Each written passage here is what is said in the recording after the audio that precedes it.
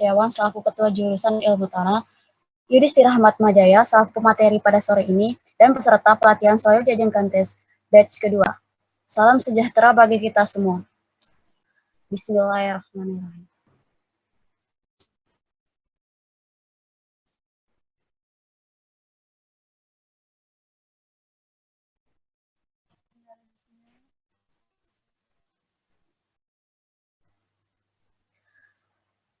Salam sejahtera bagi kita semua. Sebelum acara dimulai, izinkan saya memperkenalkan diri saya. Nama saya Charlie Melania Pratama, dan pada acara kali ini, saya bertindak sebagai moderator.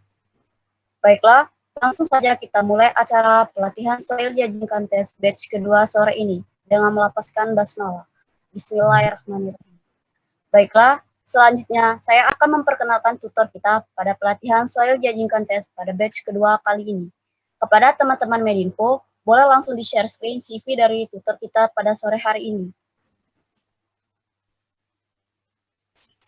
Dasar Wilayah Sungai Sumatera 8, Kementerian Pekerjaan Umum dan Perumahan Rakyat (PUPR), magang pada bagian operasional dan pemeliharaan September 2020 sampai Oktober 2020. Mengikuti kegiatan rutin pengecekan tinggi muka air dan pengecekan pH di Kecamatan Muara Talang.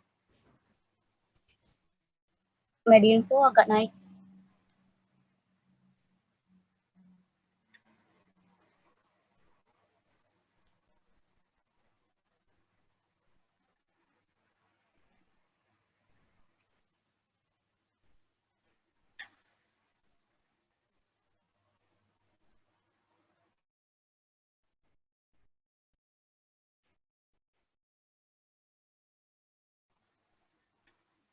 Teman-teman Medinfo, share screen.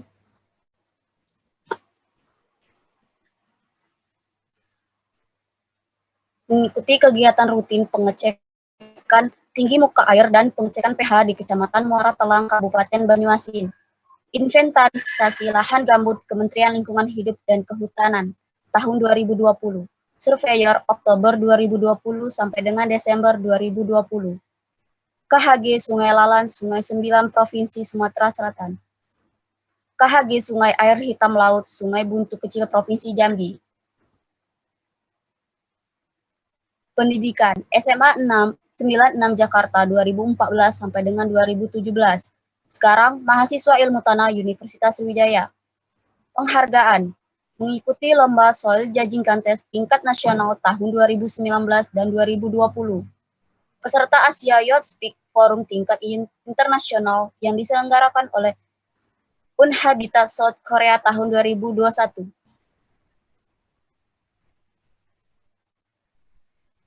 Agak digeser ke atas.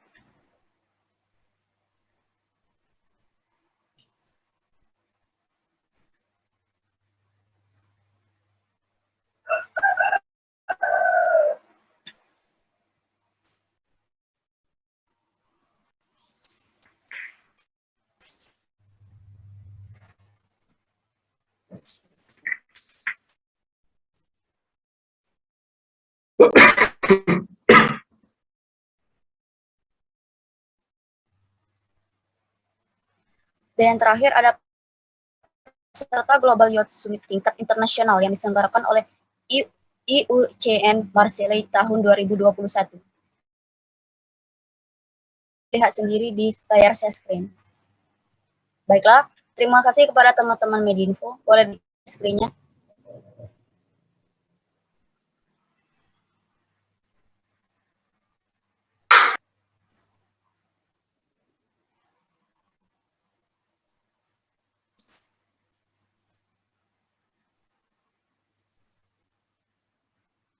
Dan selanjutnya, langsung saja kita memasuki penyampaian materi dari Saudara Yudhistira Hatmajaya selaku tutor pelatihan Soil Judging Contest batch kedua sore ini. Kepada Saudara Yudhistira Hatmajaya, tempat dan waktunya dipersilahkan. Ya, bismillah. Assalamualaikum warahmatullahi wabarakatuh. Waalaikumsalam warahmatullahi wabarakatuh. Terima kasih kepada panitia penyelenggara batch 2 Soil Judging Contest. Terima kasih juga moderator yang sudah mengizinkan saya untuk share screen bahan PowerPoint.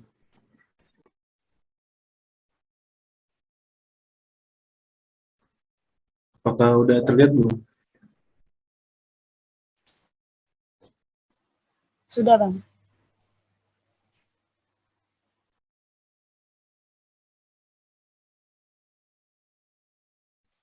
Bisa langsung dimulai? Boleh langsung dimulai? Boleh, Bang, langsung saja. Oke, selamat datang peserta latihan soil judging contest STC Batch 2 yang diselenggarakan oleh Himil Tahun Sri. Di tema Batch 2 ini dititikberatkan oleh identifikasi karakteristik lokasi pengamatan. Dengan subtema yang pertama, menjelaskan bentuk wilayah dan karakteristik tanah. Yang kedua, menjelaskan tata cara dan alat yang digunakan dalam menentukan kemiringan lereng. Dan yang ketiga, ketepatan dan kecepatan yang dipilih dalam soil judging contest. Yang keempat adalah tips dan trik dalam soil judging.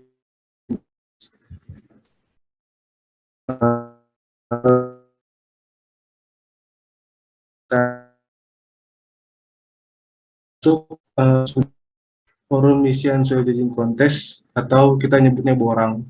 Nah, mungkin di batch pertama teman-teman udah ngeliat juga borang yang dikirim oleh KMI. Jadi nanti ini kita isi borang ini. Jadi ada 5 bagian kalau aku nggak salah.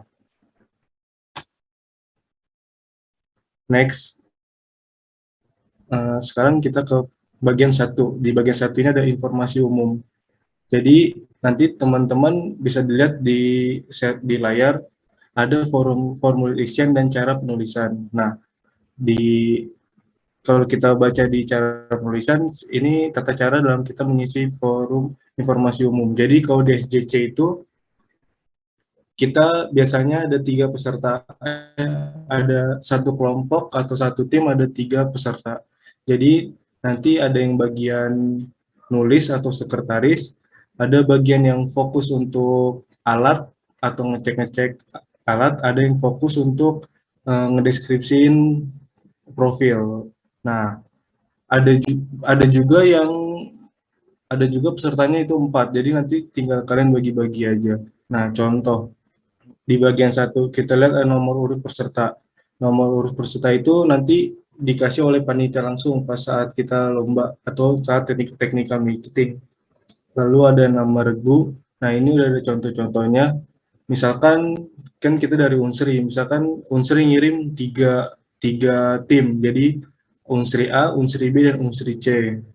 Lalu ada nama institusi, itu nama universitas, ada koordinat UTM atau geografi. Nah, koordinat UTM atau geografi ini nanti kita ngeceknya pakai GPS. Jadi mungkin teman-teman angkatan 2020 belum dapat mata kuliah Mukur, tapi untuk teman-teman yang angkatan 2019, 2018, dan 2017 udah dapet ilmu Mukur, jadi udah tahu cara gimana pakai GPS. Nah, karena kita online, aku agak susah untuk ngepraktekinnya. Mungkin nanti kalau misalkan kalian anak angkatan 2020 pengen belajar langsung, bisa langsung ke angkatan 2019, 2018, atau enggak ke aku secara langsung juga bisa.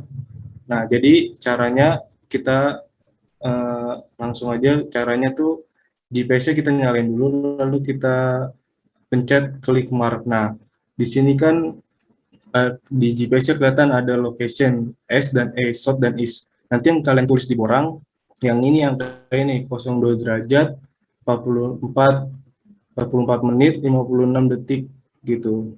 Kalian tulisnya seperti ini, sama. Nah, untuk ketinggian tempatnya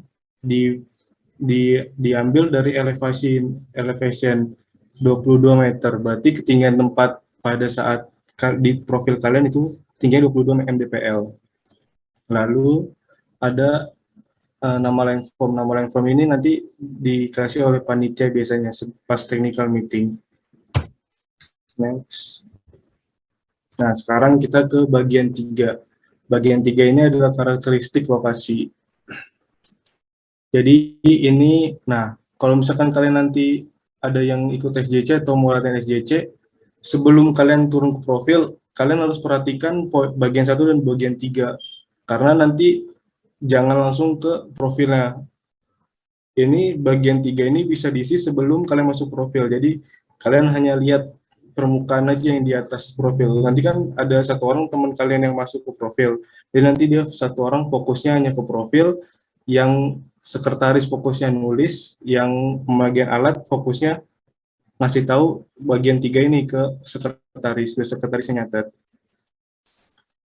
Dilihat dari bagian 3 ini ada bentuk wilayah. Bentuk wilayahnya datar, agak datar, berombak, bergelombang, berbukit kecil, berbukit. Nah, bentuk wilayah ini bisa dilihat dari lereng. Nah, nanti lerengnya kita bisa menggunakan alatnya apnea hands level atau suntuk tandem 5 meter.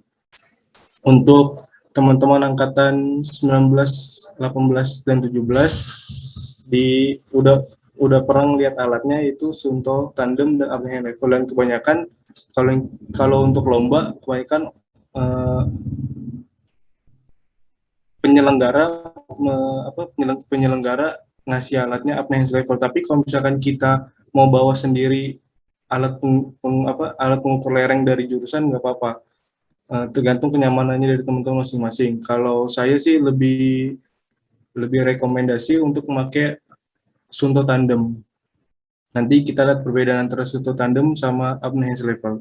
Nah, di sini kan dilihat ada nilai lereng. Jadi kalau misalkan nanti kalian dapat nilai lerengnya misalkan 4%, berarti masuknya di datar. Nanti kalian masuk cara penulisannya, tulis di sini F, lalu lerengnya tulis berapa kali dapat 4%, misalkan kayak gitu.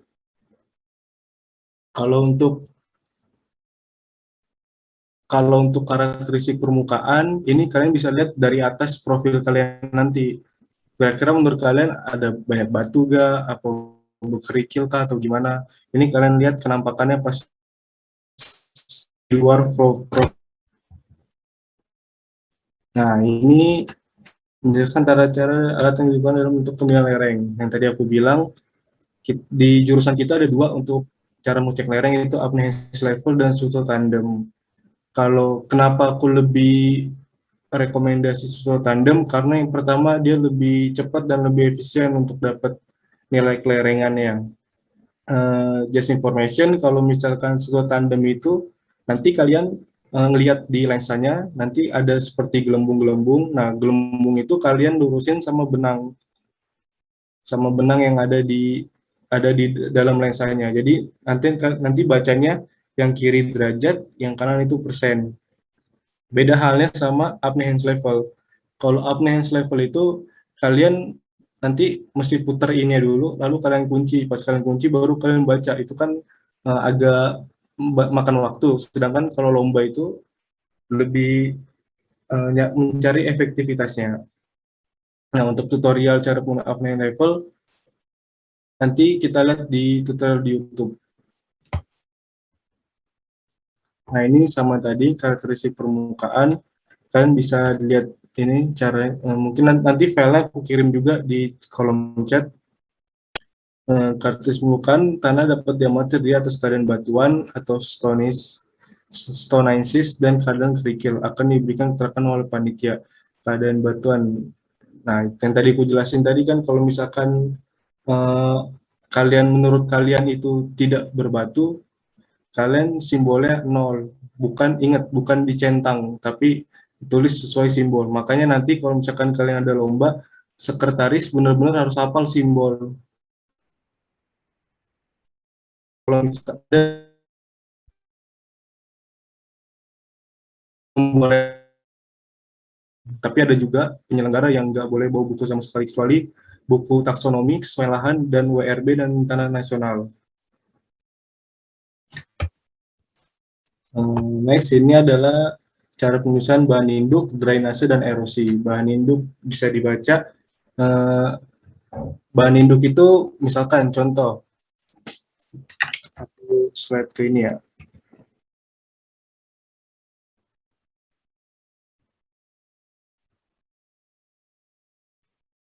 Nah, bahan induk ini kan ada aluvium, koluvium, marin, lahar, tumpah andesit, dan lava.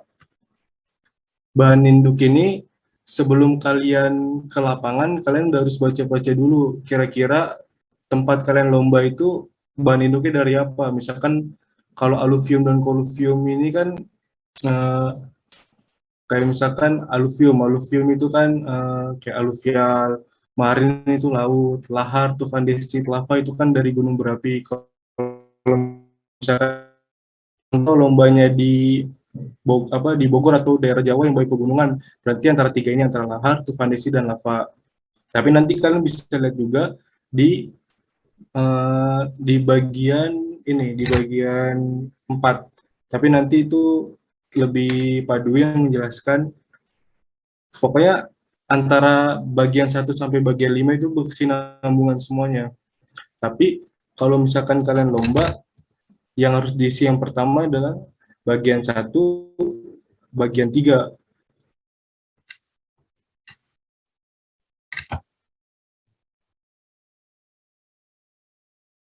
Nah, kalau drainase itu bisa dilihat dari drainase itu bisa dilihat dari tekstur, bisa dilihat juga dari bagian 2 yang morfologinya. Kalian dapatnya apa, di struktur teksturnya apa, di warnanya apa. Nah, sedangkan kalian erosi bisa kalian lihat di lereng yang kalian dapetin di lapangan. Nah, mungkin itu untuk bagian 3. Nah, di sini juga dijelaskan kan kalau drainase kenapa kan hidromorfik atau warna kelabu akibat jenuh air agar diintegrasikan dan dari karakteristik tanah berupa warna, jumlah karat dan lain-lain. Nah, kalau misalkan kalian dapat bagian 2 yang deskripsi tanah, kalian nanti bisa juga langsung dapat drainase dan erosinya.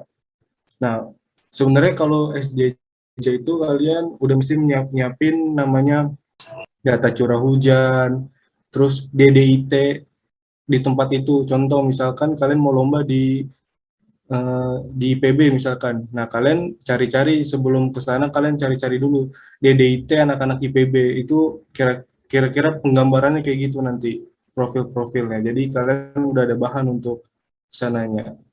Mungkin itu aja moderator. Terima kasih.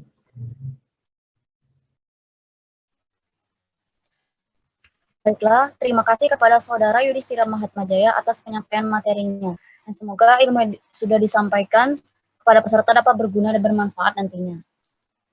Baiklah, selanjutnya kita akan memasuki sesi tanya jawab. Untuk peserta yang ingin bertanya boleh langsung menghidupkan mic-nya atau melalui kolom chat dengan format nama, angkatan, dan pertanyaan yang akan ditanyakan kepada pemateri.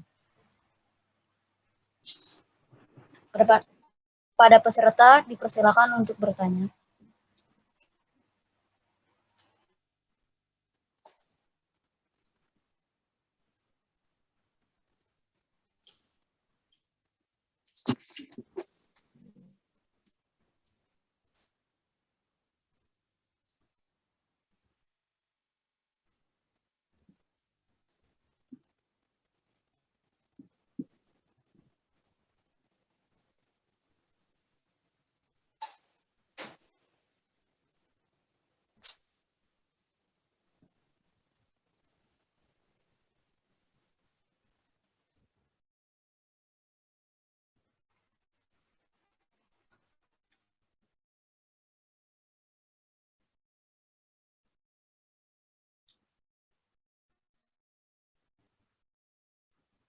Ji nanya Ji. Oji.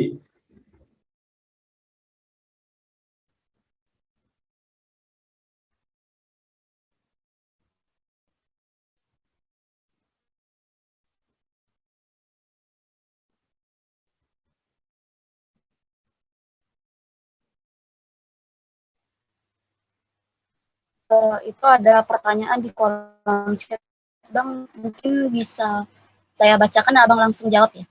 Oh iya, boleh. Izin bertanya dari Keprofesian Himilta.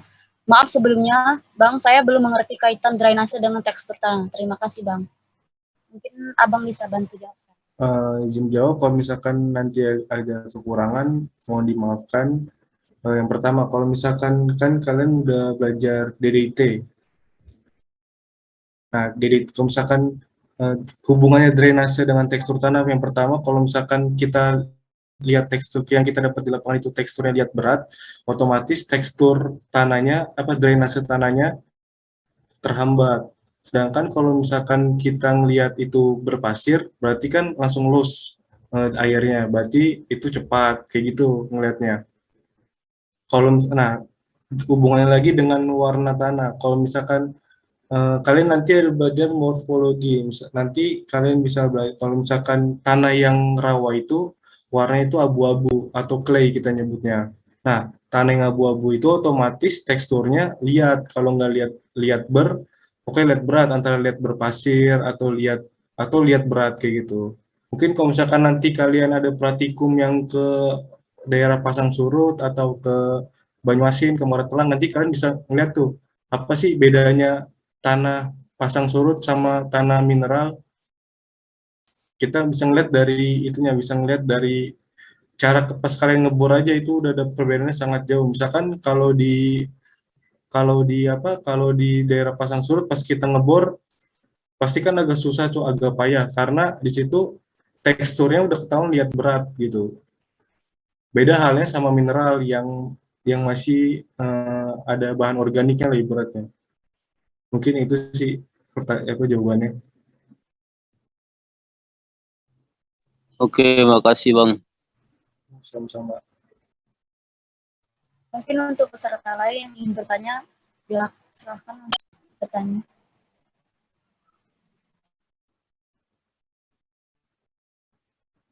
Oh, ini Lilis bertanya ya. Tadi aku masukin link YouTube, apakah bisa dijelaskan dari video YouTube itu gak Bang? Nah, eh, aku izin moderator, aku izin share YouTube ya. Iya Bang, silahkan Bang.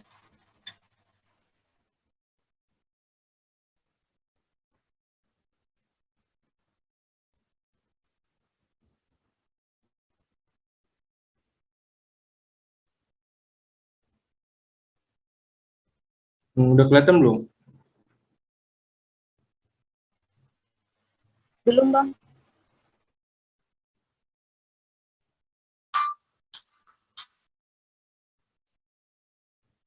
Belum kelihatan ya? Udah Bang. Sudah. Sudah. Ini kalian bisa nonton dulu videonya.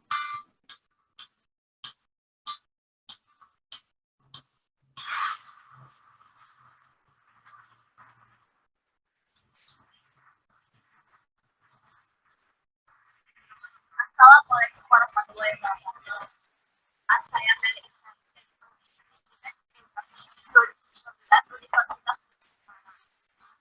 saya akan menjelaskan mengenai apa itu jaringan level. High level yaitu kontribusi untuk mengukur pembidikan lereng dan ketinggian dari suatu tempat. Adapun bagian-bagian dari level yang pertama yaitu badan alat. Yang kedua skala derajat yang berada di bawah, di atasnya skala persen. Yang ketiga luas penggerak. Yang keempat lensa pembidik, waterpass, kaca. Adapun langkah-langkah kerja dari handlever ini, yang pertama siapkan alat dan bahannya terlebih dahulu. Yang kedua tentukan objek yang akan diukur kemiringan atau ketinggiannya. Yang ketiga pegang hand level, posisikan tangan membentuk sudut 90 derajat. Lalu atur waterpass menggunakan tuas penggerak. Apabila gelembungnya udah berada di tengah-tengah, maka mari teman-teman saya akan menunjukkan langkah kerja dari hand level. Jadi saya menggunakan titik jari pohon yang akan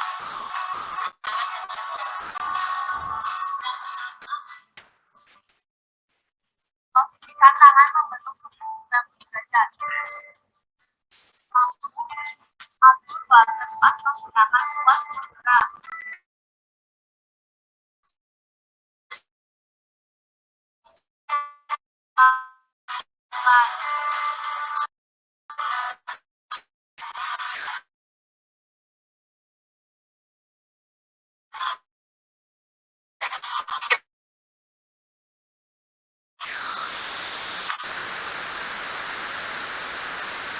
Dan sekian penjelasan mengenai alat ukur handlever ini. Terima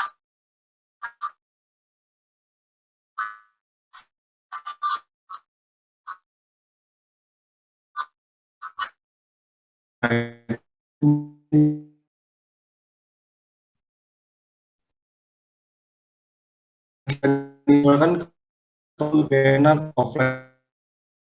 Kalau kalian nanti mau nanya-nanya, tapi nah untuk cara membacanya yang di atas ini kan ada kayak penggaris gitu. Nah, yang di atas ini persen, sedangkan yang di bawah ini derajat. Jadi nanti kalau misalkan angkanya ada di sini, nanti tinggal kalian lihat aja selurusan. Nah, ingat juga kalau untuk amnesia, kalian mesti lihat garis. Kalau misalkan ada garis yang nggak lurus, berarti itu bukan nilainya. Ini saya nggak bisa ngezoom juga ini ngezoomnya. Tapi, nah makanya saya bilang tadi lebih This efektif meeting is sebenarnya being recorded. pakai contoh tandem. Jadi kalau contoh tandem itu kita nggak perlu lagi ngatur-ngatur ininya, terus nanti kita ngeliat dulu berapa nilainya. Kalau Sunto di dalam ini kita udah bisa ngeliat berapa nilainya, berapa berapa derajatnya, berapa persennya kayak gitu.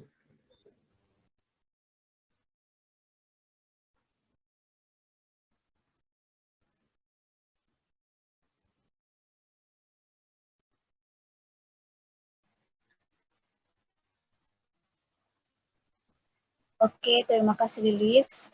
Mungkin peserta lain ada yang ingin bertanya kembali, dipersilahkan.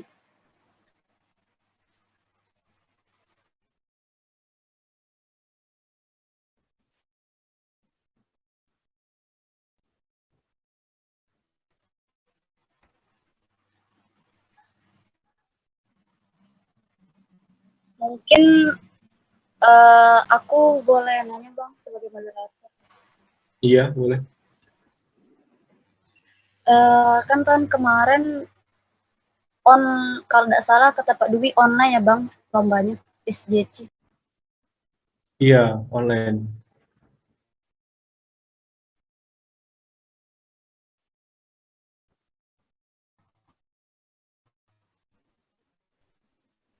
Sorry Bang tadi keputus. Kan tahun kemarin 2020 kan online kata Pak Dwi lombanya. Nah mungkin apa sih kendala dari biasanya offline, nah sekarang tuh jadi online gitu Bang? Atau memang lebih mudah offline lebih mudah saat online daripada offline lombanya Bang? Kalau menurut aku pribadi sih sebenarnya lebih enak offline karena yang pertama kita bisa jalan-jalan, yang kedua sinyal juga gangguan sangat berpengaruh dan gambar setiap laptop kan berbeda-beda. Jadi kalau misalkan apalagi kalau kita ngecek batas horizon itu kalau di online agak ngejelimet, agak pusing kita ngelihatnya karena kita nggak tahu kan sebenarnya itu batasnya, apalagi tanah-tanah yang baur jadi yang warnanya hampir sama, jadi kita nggak bisa benar-benar ngelihatnya. Terus kalau menurutku sih enakan offline, kita bisa ketemu teman-teman di univ lain, bisa jalan-jalan juga gratis. Mungkin itu sih. Oke, makasih Bang. Mungkin teman-teman lain juga ada yang ingin bertanya, dipersilakan.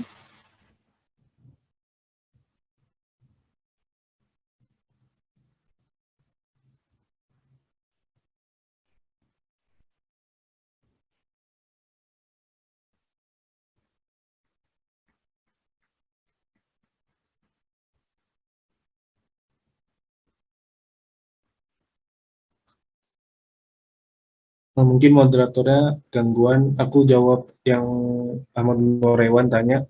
Misalnya, apakah beda UTM yang di GPS sama UTM yang ada di data Demnas per wilayah itu gitu Bang? Nah, bagus pertanyaan.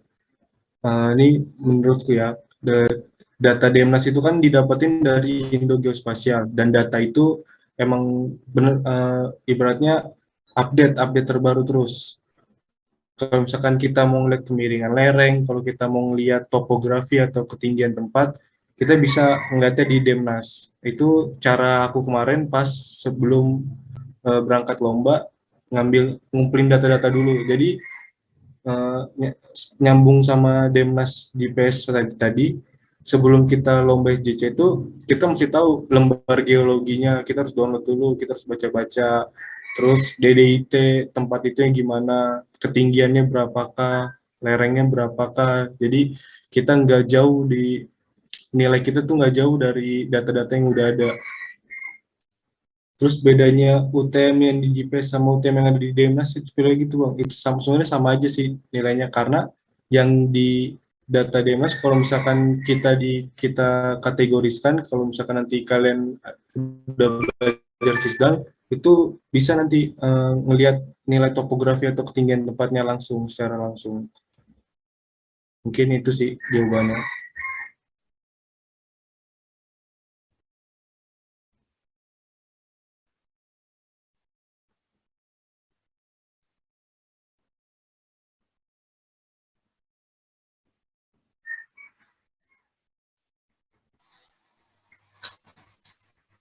Baik, terima kasih kepada Ahmad Gurewan.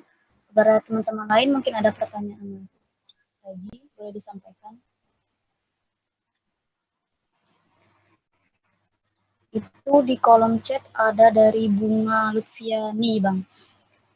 Izin bertanya, Bang, tips and trick kita cepat menguasai materi, khususnya karakteristik lokasi ini gimana, Bang? Di mana kami terhitung maba yang belum tahu. Untuk tips and triknya, yang pertama yang tadi aku bilang, jadi pas kalian ikut lomba SJC kan tadi kan ada 3 orang, jadi kalian mesti nentuin dulu siapa yang megang alat, siapa yang sekretaris, siapa yang juga yang fokus pada profil. Jadi yang megang alat itu berarti fokusnya ke bagian 1 dan bagian 3 yang ngasih tahu ke sekretaris.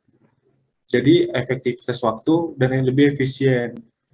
Nah, untuk caranya yang pertama, karena kita alat, berarti kalian harus banyak-banyak megang alat itu. Bukan hanya megang sebenarnya, kalian belajar juga cara megang alat itu gimana. Untuk untuk khususnya karakteristik lokasi ini gimana Bang? Kalau kalau jawaban aku sih yang tadi, kalian mesti banyak-banyak megang alat itu, apa belajar alat kayak GPS, Sunto. Nanti kan di SJC juga kan nanti kalian ini ada yang megang untuk ngecek pH gimana, untuk eh, nyari tekstur dengan cara nusuk-nusuk profil, pokoknya gitu deh. Nah, saran juga kalau nanti kalian ikut lomba SJC untuk ngecek pH, itu pertama kali yang kalian lakukan. Jadi, yang teman yang di bawah atau yang di dalam profil, ketika dia udah dapat lapisan per horizon atau udah dapat lapisan-lapisannya, kalian langsung minta yang ngecek pH, langsung minta tanah itu kalian masukin ke tabung film. Nah, sebelum pas sudah kalian masukin tabung film, udah kalian homogenkan, kalian diamkan dulu, jangan langsung kalian cek pH-nya. Karena kebanyakan orang-orang pas sudah dimasukin tabung film langsung dicek. Nanti malah yang kebaca oleh pH meternya atau kertas lakmus malah pH airnya. Jadi saran dari aku didiemin dulu aja pH-nya. Kalian fokus ngerjain ke bagian 3 yang lain atau deskripsi tanah yang lain. Mungkin itu sih.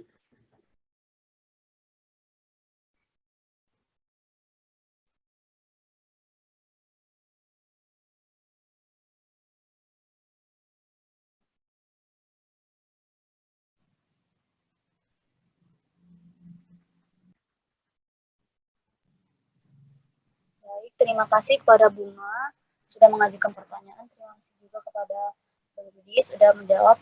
Mungkin teman-teman lain juga ada yang ingin bertanya, waktunya masih panjang sampai waktu jam 5 sore nanti.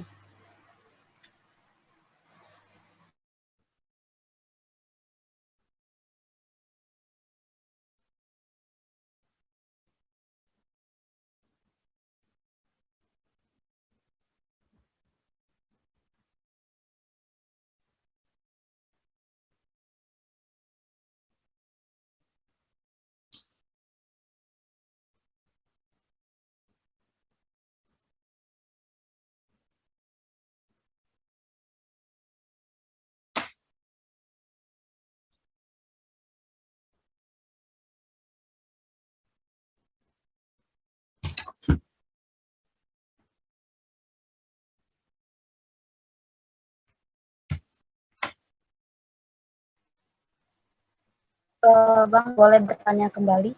Iya, boleh. Mungkin agak melenceng dari materi kita pada hari ini, tapi masih berkaitan sama lomba. Nah, misalnya kita kan kepilih nih mm, jadi peserta nih mewakili Unsri. Nah, mungkin ada yang bingung, mungkin ada yang bertanya-tanya, biaya mungkin dari peserta atau dari jurusan, dan mungkin gimana sih Bang tahap-tahap seleksi untuk menjadi peserta untuk mewakili Unsri dalam ajang kompetisi soal judging contest itu? Kalau aku kemarin, yang pertama dari tim keprofesiannya. Tim keprofesian menyeleksi gitu, dia yang buat. Jadi tim keprofesian kerjasama sama kating-kating untuk jadi juri. Jadi yang teman-teman yang daftar, yang nilai ibarat-ibarat dari juri-juri itu bisa masuk atau bisa mewakilkan ilmu tanah apa unsri. Nah, itu berarti bisa didaftarkan. Nah, untuk biaya, alhamdulillah sih kalau misalkan lomba-lomba apalagi yang mewakili unsri nggak keluar duit, keluar tapi paling nggak banyak banget, paling buat kita beli oleh-oleh, buat kita buat jajan di sananya lah ibaratnya. Tapi kalau misalkan pembiayaan kayak eh, transport, pesawat dan lain-lain itu kebanyakan dari jurusan atau enggak dari alumni. Kayak aku kemarin misalkan yang ke Sulawesi itu banyak dari alumni yang ngasih ngasih dananya dan jurusan. Dosen-dosen juga ada yang ngasih kayak Pak Satria, Pak Dwi. Dan yang kan pas kami berangkat ke Sulawesi kemarin 4 orang, aku, Emi, Adit 2018 sama Farel. Jadi kami di situ pure nggak keluar duit. Keluar duitnya paling kalau kita mau jajan atau mau beli oleh-oleh gitu-gitu aja sih.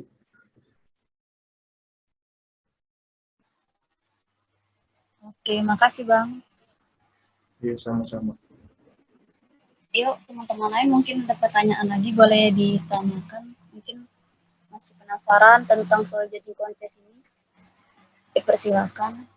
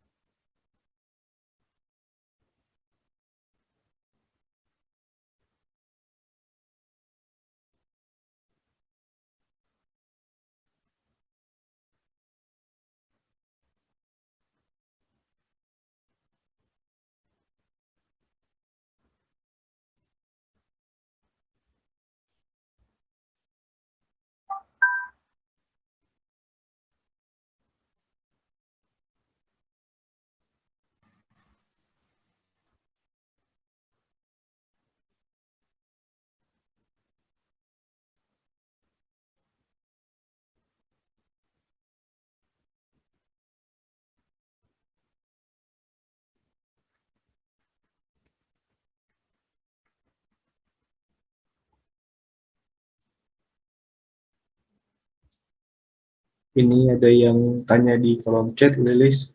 Izin tanya lagi Bang, Abang kan sudah beberapa kali ikut menjadi delegasi dalam perlombaan ini. Pengalaman terbaik dan terbesar lomba ada gak Bang? Kalau pengalaman terbaik sih pasti di setiap daerah ada pengalaman terbaiknya masing-masing. Jadi dan tanah yang kita lihat di setiap daerah itu kan beda-beda, apalagi sama tanah kita. Jadi itu pengalaman banget, pengalaman baru banget. Kayak misalkan eh, di di Bogor itu tanahnya, kalau kita kan enak horizon apa setiap lapisannya kelihatan jelas banget batas-batasnya. Dan warnanya tuh jelas banget, misalkan dari hitam ke coklat ke kuning atau ke merah atau ke kuning lagi, itu kan kelihatan kalau tanah kita. Sedangkan kalau tanah di Bogor hampir sama semua, coklat semua. Jadi itu pengalaman yang baru lah, jadi pengalaman baru untuk lihat-lihat profil di setiap daerah. atau di setiap. Nah, kalau di Sulawesi kemarin itu lebih ini lagi, lebih pengalaman lagi. Yang pertama itu daerah yang terjauh yang pernah aku kunjungi pas lagi kuliah ini. Yang kedua gratis juga. Yang ketiga profil tanah. Nah, mungkin kalian bisa tanya ke Emi atau ke Adit. Kalau kalian lihat profil itu, kalau misalkan beda halnya. Kalau misalkan yang di Bogor, profil itu dikeruk sama traktor. Sedangkan kalau di Sulawesi itu profil sebesar itu dicangkul sendiri oleh teman-teman dari ilmu tanah UHO. Jadi dan hasilnya kalau bisa dibilang lebih rapi dibanding hasil dari traktor. Jadi kami eh, yang peserta delegasi itu emes banget sama sama teman-teman dari Sulawesi, nyambut delegasi dan lain-lain. Mungkin itu sih pengalaman yang paling berkesan pas kalau aku pergi-pergi keluar kota pas lagi ilmu apa acara tanah nasional ini. Mungkin di UFO yang paling berkesan banget di hati. Mungkin itu sih jawabanku.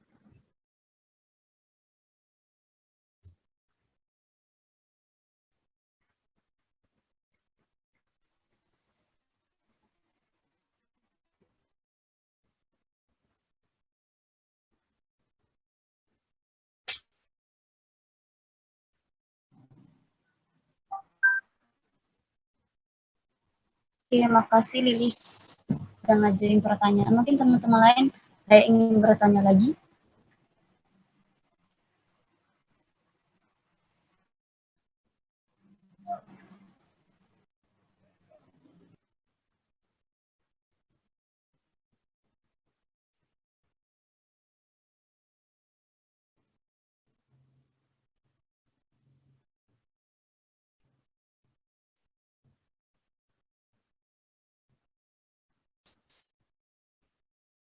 Ini ada yang nanya lagi nih, Jat. Izin tanya Bang, saingan terberat dari SJC ini dari universitas mana? Sebenarnya semua sih terberat, tapi kalau misal dan setiap tahunnya yang juara tuh pasti beda-beda, nggak pernah satu. Contoh kalau kemarin pas di UHO di Sulawesi juara umumnya tuh juara umumnya dari Unpad Pajajaran. Nah, Unsri ini kan masuk ke wilayah 2 kalau misalkan kalian ngikutin Fokusimiti. Di wilayah 2 ini ada IPB, Unpad, Unsri, Unila, Unswet, satu lagi Untan. Nah, kalau menurut saya pribadi, 6 ini jago semua di bidang SJC. Karena bisa dibilang IPB Unpad ya nggak bisa nggak diraguin lagi lah urusan ini dia secara teori. Sedangkan anak Untan, anak Unsri memang lebih kuatnya di daerah rawa kayak gambut, pasang surut. Sedangkan kalau di tanah mineral lebih kuatnya anak IPB sama anak Unpad. Tapi kalau misalkan kita eh, kan makanya di kayak Unila terus Untan, Unsri itu kan fokusnya lahan basah. Jadi kita tiga universitas ini kalau misalkan mau diomongin untuk lahan basah, kita lebih dominasi lah dari tiga universitas ini. Karena karena yang pertama eh, kita punya pasang surut kita ada di Unsri di universitas di Palembang ini. Kita pasang surut ada, kita gambut ada, kita mineral ada. Kita lebih lengkap sebenarnya daripada teman-teman yang ada di Jawa. Karena di Jawa cuma ada tanah mineral. Kalaupun ada gambut dan ada pasang surut, hanya sedikit dibanding kita yang ada di Sumsel ini. Itu sih kelebihan kita sebenarnya. Jadi kalau misalkan karena kita mineralnya agak kurang, berarti kita mesti lebih jago di gambutnya atau di daerah rawanya. Itu makanya.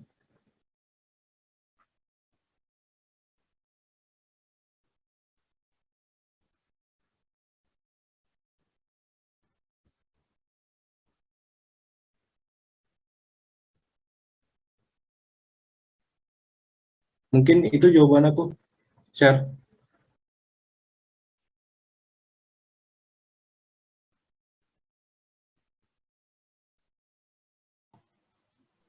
Baik, mungkin ada yang mengajukan pertanyaan lagi, silakan sebelum waktunya akan ditutup.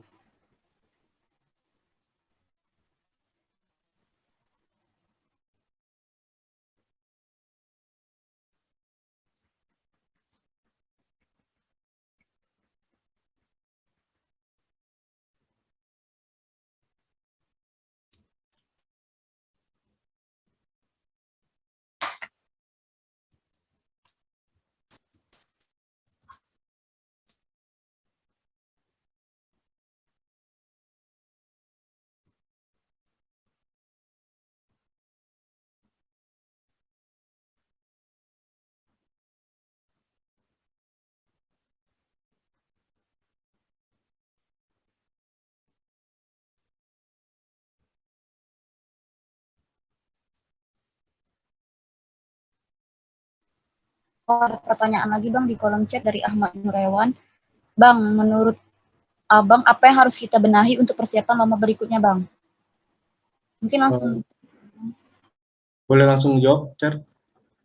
Boleh Bang, silakan. Yang harus dibenahi sebenarnya kita jangan latihan pas mau lomba aja. Terus juga saran untuk keprofesian lebih lebih di ibaratnya lebih diwadahi untuk ini untuk lomba ini karena kalau pengalaman di sebelum-sebelumnya peserta itu dicari kalau udah mendekat-dekati lomba jadi persiapannya agak kurang itu. Dan kalau saran dari aku yang pertama belajar lebih ditekuni belajar morfologinya, DDIT, Kimper, ilmu ukur dan sesuai lahan itu soalnya lima lima mata kuliah ini semuanya ada di SJC. Jadi kalau misalkan satu aja yang nggak kalian minati, semuanya bakal bisa ngerubah hasil kalian lombanya. Terus juga kalau bisa untuk tim benar-benar seleksinya benar-benar diseleksi gitu, nggak dilihat walaupun dia udah ada pengalaman kah atau dia baru nggak bisa dibedakan yang kayak gitu. Jadi semuanya kalau misalkan seleksi benar-benar dari nol sama-sama benar-benar biar bisa keterima oleh juri atau oleh panitia untuk bawa nama baik ilmu tanah Unsri itu sih kalau dari aku.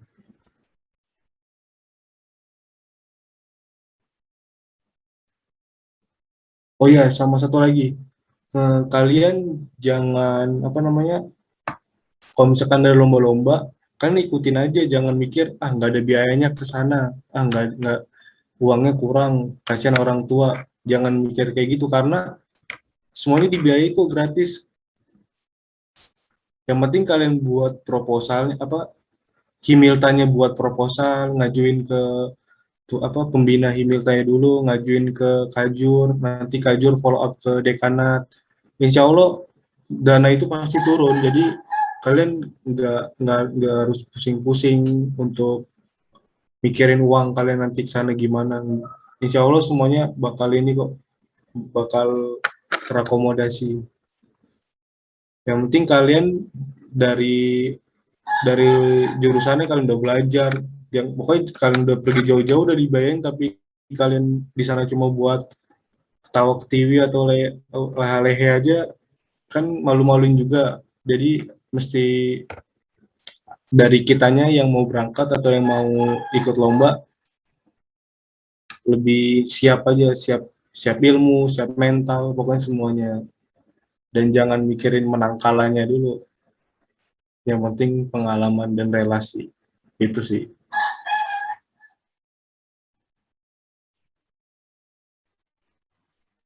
Oke, terima kasih kepada Ahmad Nurewan yang sudah bertanya. Terima kasih juga untuk Bang Yudis sudah jawab pertanyaan.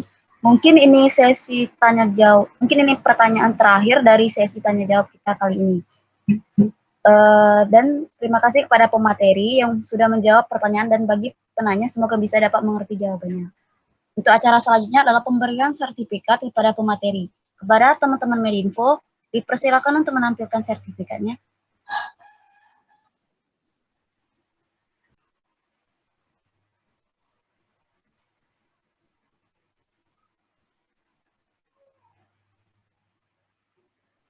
Teman-teman Medinfo boleh ditampilkan.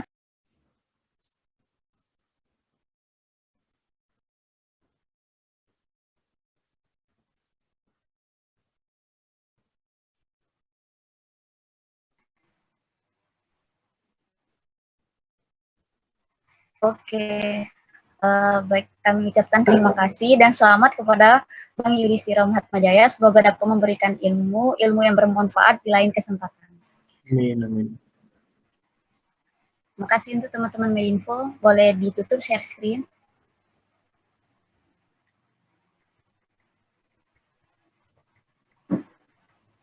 Dan tak terasa kita sudah di ujung acara, dan oleh sebab itu saya akan membacakan kesimpulan pelatihan soil judging contest pada batch kedua pada sore hari ini. Yang pertama ialah ada drainase, yaitu drainase ini berkaitan dengan tekstur tanah dan warna tanah.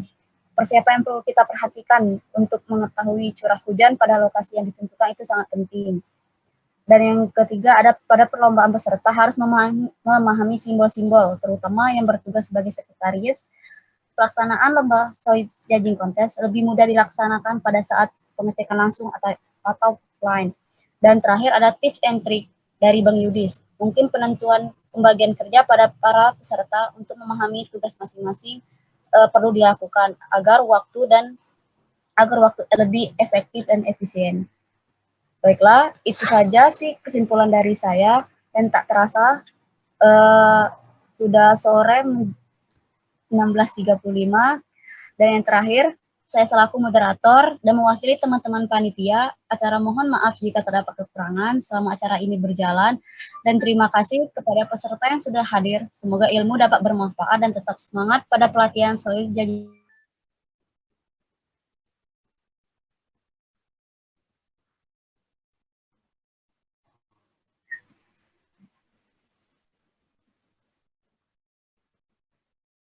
Dan terima kasih kepada peserta yang sudah hadir. Semoga ilmu dapat bermanfaat dan tetap semangat pada pelatihan soil judging contest pada batch selanjutnya.